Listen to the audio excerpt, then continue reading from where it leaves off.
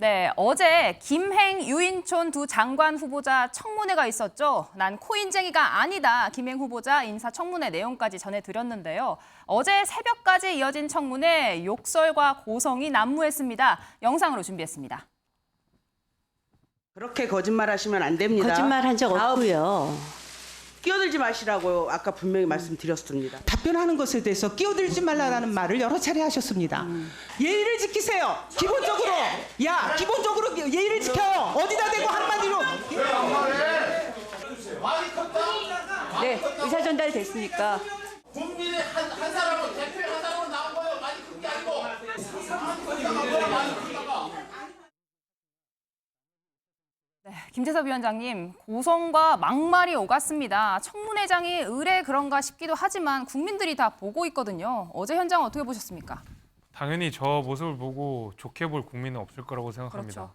뭐 여당 소속인 제 입장에서도 저 모습이 그렇게 달가워 보이진 않았거든요. 근데 글쎄요, 뭐 이제 청문회 제도에 대해서 이제 많은 의견들이 좀 있는데 이렇게 매번 파행으로 그치고 뭐 매번 부결을 하고 이쪽에서 임명강행하는 청문회 제도를 좀 바꿔야 되는 시점이 온 게 아닌가 싶습니다. 사실은 네. 뭐 어떤 윤리적인 문제와 그다음에 개인적인 도덕적인 문제 이런 것들과 정책적인 검증을 좀 나누어서 이제는 네. 좀 볼 필요가 있다라고 생각이 되고 실제로 어떤 개인적인 윤리적인 문제 뭐 이런 것들을 계속 따지다 보니까 그 후보자의 정책적 역량들을 따져볼 기회들이 거의 없고 저런 식으로 막말이 오가고 고성이 네. 오가면서 그냥 파행으로 끝쳐버리고 정작 그 후보자에 대한 제대로 된 검증들이 계속 못 이루어지고 있는 게 반복적으로 그다음에 지속적으로 이루어지고 있거든요. 그래서 뭐 김행 후보자에 대한 이야기 거기에 대한 어떤 민주당의 공격 그거 국민의힘 입장에서 달게 받고 또 제대로 소명해야 된다고 보지만 네. 이 청문회 제도 자체를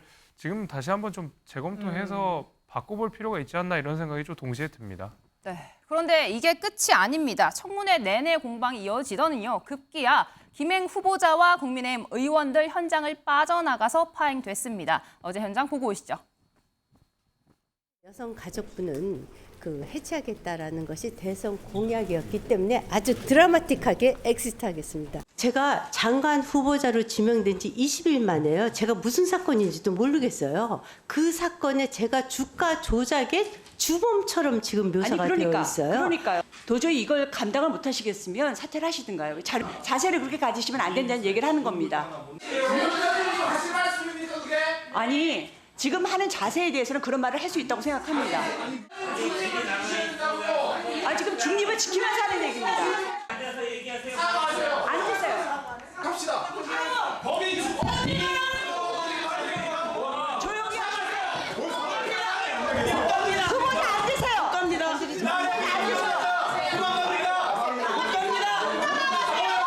이런 식으로 청문회도 본인이 말했던 그레이트 엑시트를 하려고 하는 것인지 정말 사실 용서할 수 없는 태도라고 저는 생각합니다. 네, 후보자의 퇴장 정말 충격적입니다. 이런 선례가 있었나 싶은데요. 이동석 전 행정관님, 이 국민의힘에서는 그래도 어제 청문회에서 위원장이 먼저 사퇴하세요 이런 편파적인 발언을 해서 진행이 조금 문제가 있었다 이렇게 주장하고 있거든요. 저는 사실 저도 이제 국회 출입 기자를 여러 네. 해 동안 했지만 저는 위원장이 저렇게 나서서 사퇴하세요 이런 발언을 들은 게 저는 처음입니다. 이게 위원장이라고 하면은 사실 여야의 중립인 상태로 그 순간 그 인사청문회 혹은 국정감사 기간 동안에는 그 당적을 떼고 네. 이렇게 여야의 호흡을 맞추는 그런 상황을 이뤄야 되는데요. 저런 사퇴하세요 저런 발언은 굉장히 부적절했다.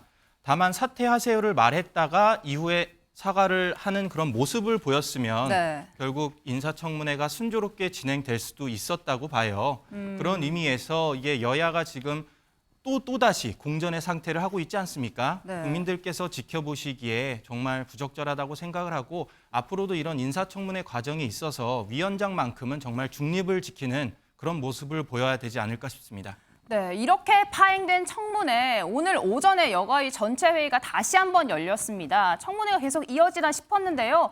김행 후보자 여권 의원들 나오지 않았습니다. 박성민 전 최고, 이거 어떻게 되는 겁니까?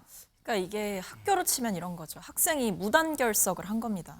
수업에 마땅히 출석을 해야 되고 참여를 해야 되는데 어떠한 동의도 구하지 않고 어떠한 정당한 절차도 거치지 않고 네. 마음대로 이렇게 청문회를 완전히 그것도 후보자가 대상자가 이렇게 무력화시키는 행태를 저는 처음 봅니다. 그러니까 이게 앞에서 뭐 권인숙 위원장의 그 사퇴하세요라는 그 발언을 두고 굉장한 공방이 오갔지만 네. 그 전의 맥락을 좀 전 시청자분들이 아셨으면 좋겠는 게요. 김행 후보자가 자료 제출을 하지 않은 것들이 굉장히 많습니다. 네. 그 특히 뭐 부분에서, 주식 파킹 의혹 같은 것들에 대해서 뭐 원본 자료 제출이라든지 재무제표라든지 기업과 관련된 자료 또는 배우자와 관련된 자료 이런 것들을 제대로 제출하지 않았기 때문에 추가 자료 제출 요구가 있었고 그것을 계속해서 거부하는 방식으로 답변을 하니까 거기에 대한 지적이 있었던 거죠.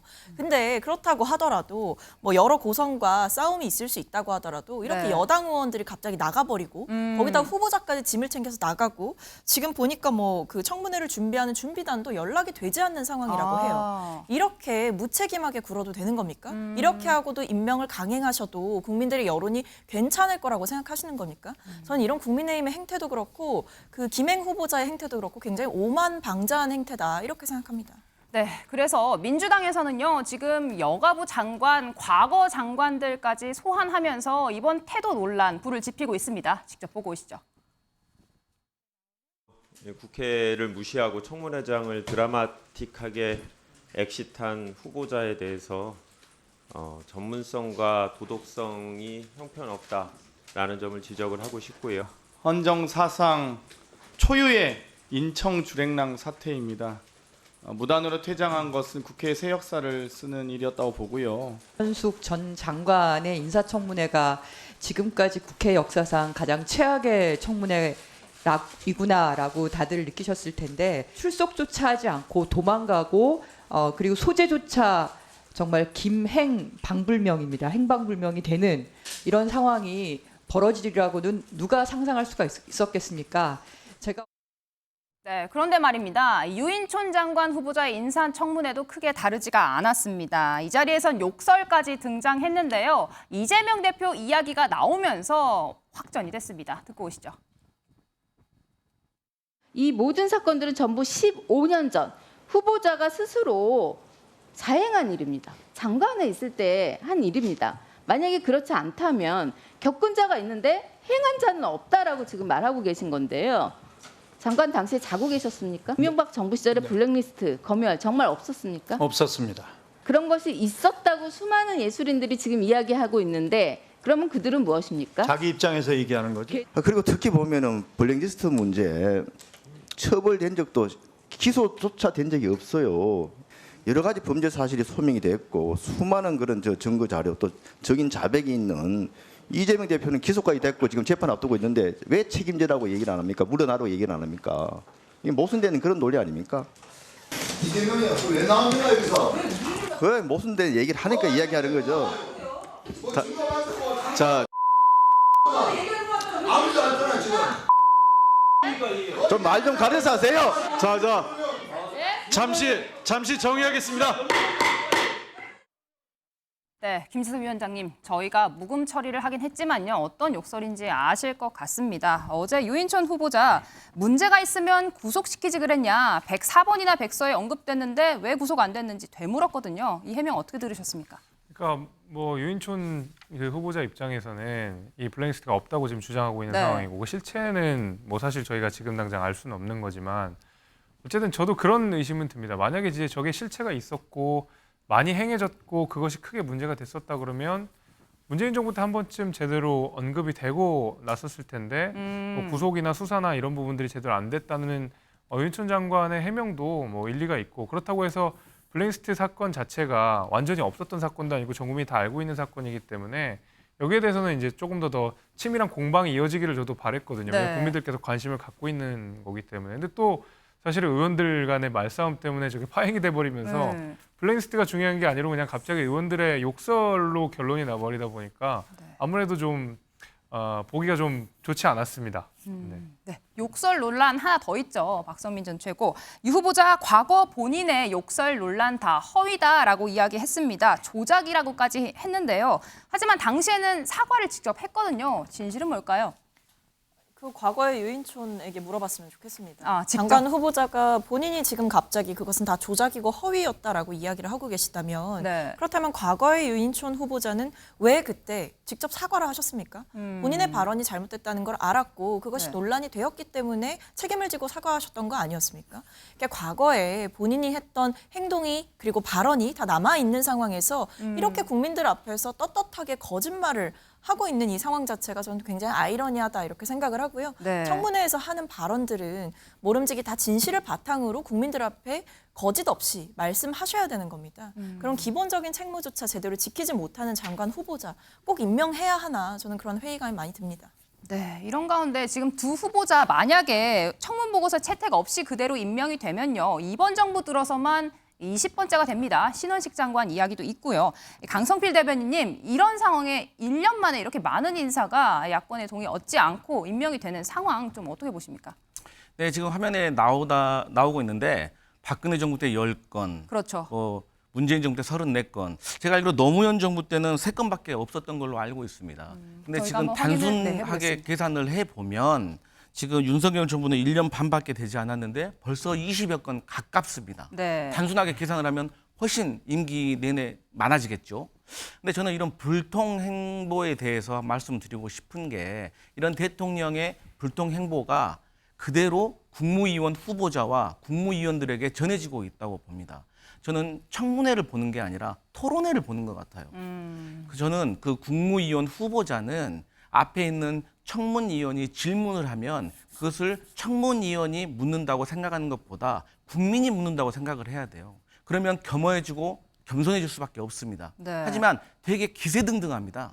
그리고 기본적인 자료 요구가 되지 않으니, 자료가 오지 않으니 네. 청문위원들이 어떻게 물어볼 게 있겠습니까? 그러니까 언론에 나오는 의혹을 가지고 얘기를 하고 네. 그 의혹이 계속 이어지는 악순환이 계속 되는 거거든요. 그래서 이러한 것들은 조금 자중되어야 된다 이렇게 생각합니다. 네, 이동석 전 행정관님, 지금 과거 정권에 몇 번이나 이렇게 강행이 됐나 숫자가 나왔습니다. 이번에 두 장관 그대로 임명이 되면요, 윤 대통령에 대해 불통 정권이다 이런 비판 나오고 있는데요. 어떻게 생각하십니까?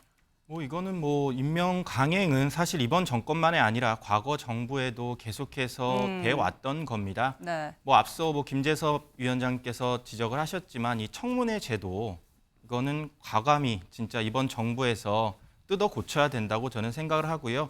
네. 이거는 몇 번을 이렇게 임명 강행을 하고 안 하고를 떠나서 저는 앞으로 훈훈한 뉴스를 보고 싶어요. 야당으로서 인사 검증에 있어서 정말 적법한 절차를 거쳐서 이 사람을 검증할 수 있는 이런 제도를 통해서 네. 우리 야당이 몇 명 통과를 시켰다. 이런 거를 뉴스를 보기를 희망하거든요. 그랬을 때 결국 여야의 화합 이런 모습이 이어질 수 있다고 보고요. 이 윤석열 정부의 가치는 지금 이렇습니다. 그 정부의 인사, 그러니까 장관의 임명에 있어서 자주 교체하지 않는다. 네. 그 장관에게 1년이든 2년이든 긴 시간 동안 적응할 수 있는 그런 장관을 맡긴다. 이런 기조이기 때문에요. 네. 앞으로도 장관의 교체가 많을 것이다. 저는 그렇게 생각하지 않습니다.